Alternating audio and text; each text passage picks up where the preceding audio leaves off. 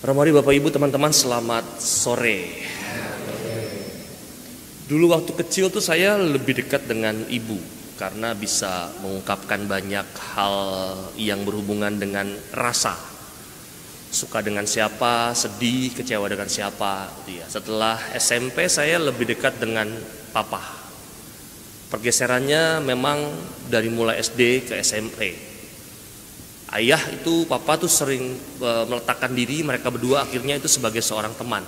Dan satu hal yang bagi saya menarik, bahkan banyak hal pilihan hidup itu didiskusikannya oleh papa, bukan ke mama. Mama hanya memperkuat apa yang telah didiskusikan. Satu hal yang bagi saya sampai kali ini masih menarik adalah dalam diskusi dan obrolan itu dari SMP itu adalah tentang yang namanya konsekuensi dari sebuah pilihan. Atau dalam bahasa yang gampang adalah selalu ada resiko atau konsekuensi dari sebuah pilihan apapun itu. Anda memilih menjadi seorang hidup perkawinan pun ada resikonya. Menjadi seorang imam ada resikonya. Menjadi seorang pelayan ada resikonya. Nah, pengalaman ini yang dibahas hari ini. Saya menuliskan resiko menjadi seorang murid dan utusan, pewarta, bahkan nabi adalah salah satunya adalah mengalami yang namanya penolakan. Meski isi pewartaan yang bersangkutan itu bagus, pengajarannya pun menarik, bahkan dapat memperbarui hidup banyak orang. Tapi pasti tetap ada orang yang mencibir, menolak dan memusuhi. Itu dalam bahasa gampangnya kita tidak mungkin bisa diterima oleh semua pihak. Ada yang pro, ada yang kontra. Tapi dari semuanya resiko itu selalu dirasakan. Bahkan kalau Anda, bahkan dari kami juga para imam itu kalau salah meletakkan disposisi hal tersebut akan berbahaya. Karena yang akan dilihat adalah penilaian buruk yang kecil tapi berisik dibandingkan penilaian yang banyak yang bagus tapi nggak berisik. Nah, maka hati-hati dengan ini. Ini berlaku untuk semua orang, rumusan ini. Bahwa ternyata yang pro itu banyak sebetulnya, tapi yang menolak itu sedikit sebetulnya. Tapi berisik. Nah, maka resiko ini yang harus dipertahankan dalam artian diingat dalam sebuah kesadaran tentang diri yang sepenuhnya. Nah, hal itu dilakukan entah dengan terus terang penolakannya, entah dengan bisik-bisik kanan kiri seperti Bapak Ibu, itu ya, yang seringkali sekarang sudah nggak bisik-bisik, sekarang udah mulai ketak-ketik ya namanya ya. Dulu kan bisik-bisik, sekarang ketak-ketik namanya. Gitu ya. Lebih-lebih penolakan tersebut dilatar belakangi dengan bahwa sang pewarta itu seringkali banyak kekurangannya. Diketahui dengan dari pihak lain bahkan, bukan dari sendiri. Orang kemudian dengan mudah mencibirnya. Orang dengan mudah itu meremehkannya atau tidak mau percaya kepada pewartaan yang disampaikannya. Maka saya kalau masih mengingat pengalaman refleks saya di awal tahun di sini gitu ya. Kan sebelum masuk pun kan rumor yang beredar kan Anda belum ketemu saya kan romonya galak gitu ya. Itu belum ketemu kita belum ngobrol, tapi ada yang menghembuskan itu dengan bisak-bisik, ketak-ketik gitu ya. Ini Romo Adi yang baru penggantinya, bisak-bisik apalagi Anda nodai tentang dia gitu ya, kan lucu. Janganlah gitu ya. Bahwa ada hal yang bagi saya itu menarik, bahwa ternyata iman itu tidak cukup dalam tataran Anda berdoa. Maka kan beriman itu menjadi kuat ketika dilandasi dengan sikap kematangan kepribadian. Nah, pengalaman ini saya teringat dengan sebuah istilah Latin yang mengatakan bahwa primum non nocere. Pertama-tama janganlah menyakiti. Dan inilah sebuah harapan supaya kita tidak sibuk menghakimi, tapi sibuk mengasihi.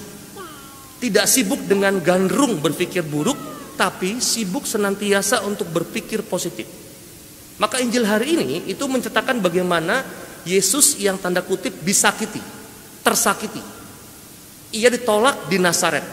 Nazaret itu katanya adalah kota bunga, sebagai kampung halamannya dari Yesus sendiri. Awalnya ia disambut nih, penting nih.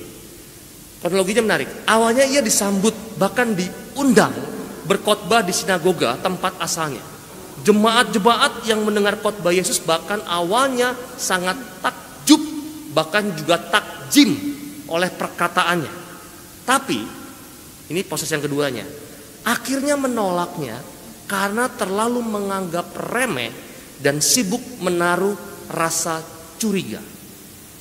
atau dalam orang Latin mengatakan semper accusat, selalu menuduh dengan kata-kata dari mana diperolehnya hikmat itu dan kuasa untuk mengadakan mukjizat itu. Bukankah ia anak tukang kayu? Bukankah ibunya itu bernama Maria dan saudara-saudaranya adalah Yakobus, Yusuf, Simon dan Yudas? Dan bukankah saudara-saudaranya perempuan semuanya ada bersama kita? Jadi dari mana diperolehnya semuanya itu?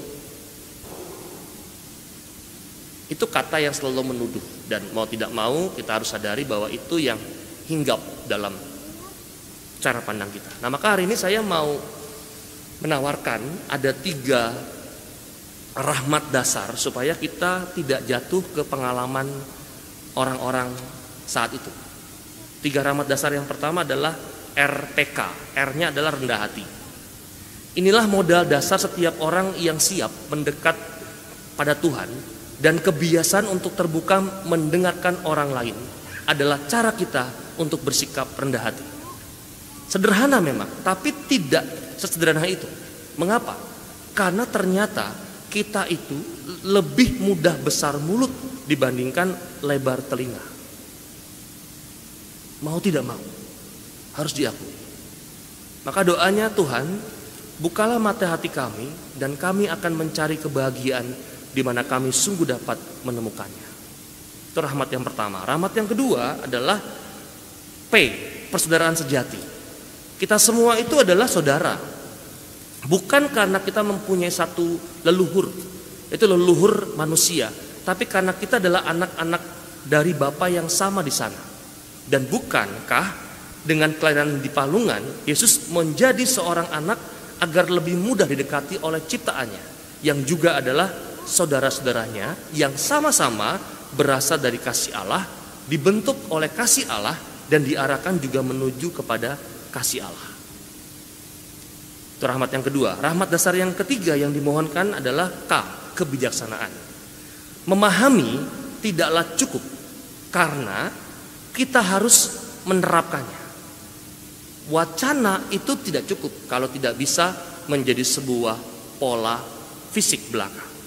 Berharap tidaklah cukup karena kita harus mewujudkannya. Beriman tidaklah cukup karena kita harus mewujudkannya.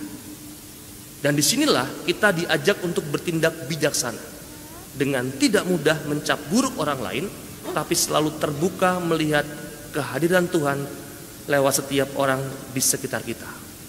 Yang pasti, semoga setiap doa dan karya kita selalu dimulai darinya, Allah, berlangsung lewatnya, serta berakhir selamat kepadanya. Maka hari ini ajakan dasarnya supaya kita tidak jatuh kepada pengalaman orang-orang zaman Yesus. Kita memohon rahmat supaya kita punya rahmat dasar rendah hati, persaudaraan sejati, dan juga kebijaksanaan. Kita mohon rahmat Allah supaya malam ini, dalam Jumat pertama ini, kita sungguh dilimpahi rahmat-rahmat itu, terlebih rahmat yang kita butuhkan, supaya kita mampu juga untuk menjadi pribadi-pribadi yang matang di hadapannya, menjadi pribadi-pribadi yang mempersilakan Tuhan sendiri yang hadir berkarya lewat diri kita, sehingga rahmat apapun yang dibagikan, karya apapun yang dibagikan, bahkan juga hasil apapun yang dibagikan, pertama-tama demi kemuliaan Tuhan yang lebih besar. Kita sejenak, kita mohon rahmat dari Tuhan untuk semua itu.